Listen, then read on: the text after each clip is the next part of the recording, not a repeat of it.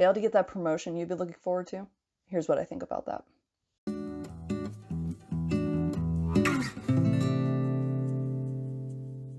Hey everyone, and welcome back to my channel, your go-to place for building your dream career and achieving your highest potential. I'm Allie, and today's another segment of Q&A Wednesday where I answer one of your questions on anything related to career, work, or leadership. If you have a question for me, make sure you leave it down in the comments below, and maybe it will be featured on another segment of Q&A Wednesday. Otherwise, let's get started with today's question.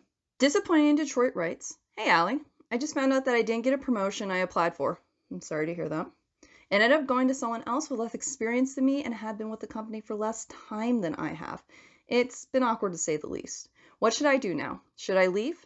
Any advice would be great. Thanks. I disappointed, Troy, and thank you for that question. I'm sorry to hear you didn't get that promotion. It seems like there are two questions within this question.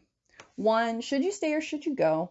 Or what should you do in general after not getting a promotion? In terms of whether or not you should stay or should go, I highly recommend that after you watch this video, you go onto my other video. Pretty much tells you the number one sign that tells you if it's time to go. Otherwise, I'm really just going to focus on how you should approach the workplace after not getting a promotion you were looking forward to.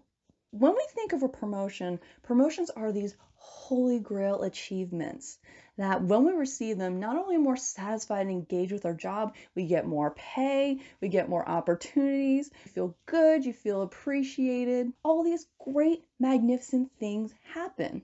So what do we do when we end up not getting that promotion we were so looking forward to? Instead of receiving praise, we just got rejected. And now we're embarrassed and we don't know how to approach our colleagues. We don't know how to approach our managers. What do we do after we face this situation?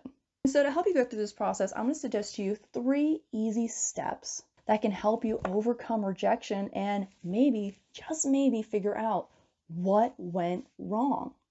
It's very simple. Just do the 3 M's: mend, meet, and map out.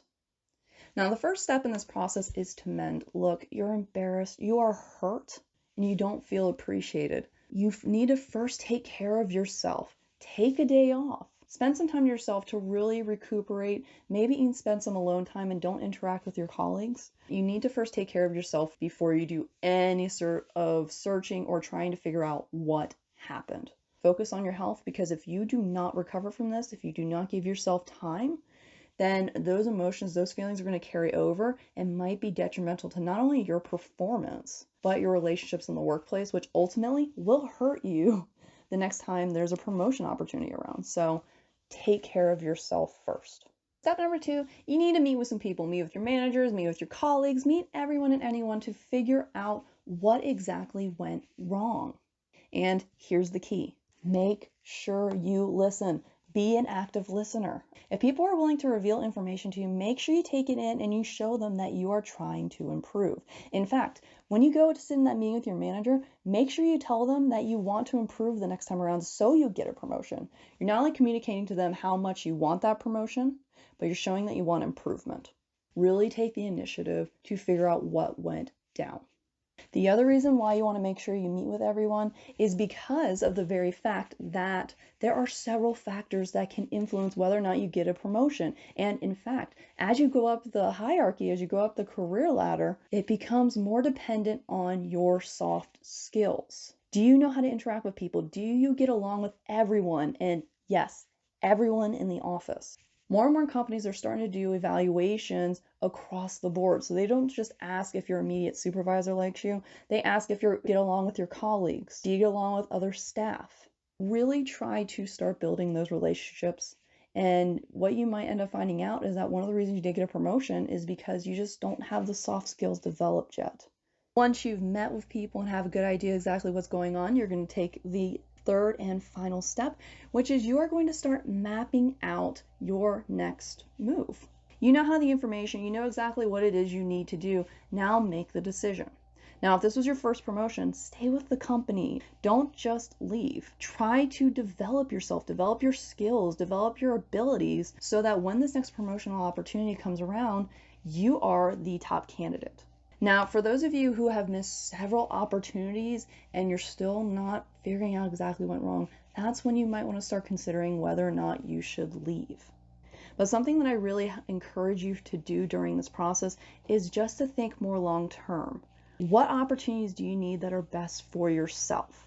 See if the company offers that. Do they offer those opportunities? If you do need to develop yourself, do they allow for you to go to additional seminars to train yourself? And if not, maybe that's not the company for you.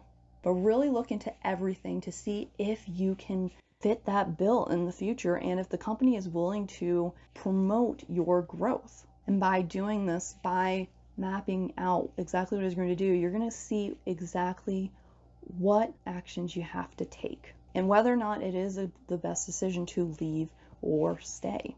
Those are my 3 tips. Do these 3 things and I promise you, you are going to get through this. You're going to recover and you're going to grow even stronger. So make sure you take this as an opportunity to grow. I know it hurts. I know it's embarrassing, but see this as an opportunity to develop yourself further. Even if you do decide to leave the company 6 months from now, if you focus on developing yourself, then guess what?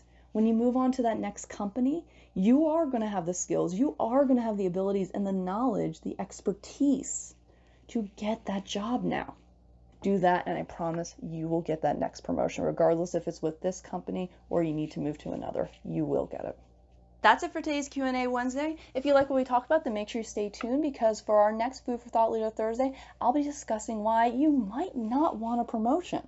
And if you are searching for a promotion and need a little bit more guidance, I also highly suggest my Tips and Tea Time video where I discuss the top tips for you getting a promotion. You don't want to miss it. Make sure to like, subscribe, and hit that notification bell so you're notified of my latest videos. And don't forget to follow me on Instagram and Twitter where you can find out the latest news on what's going on with my channel. Thank you so much for watching. Until we meet again, take it easy, everyone. Bye.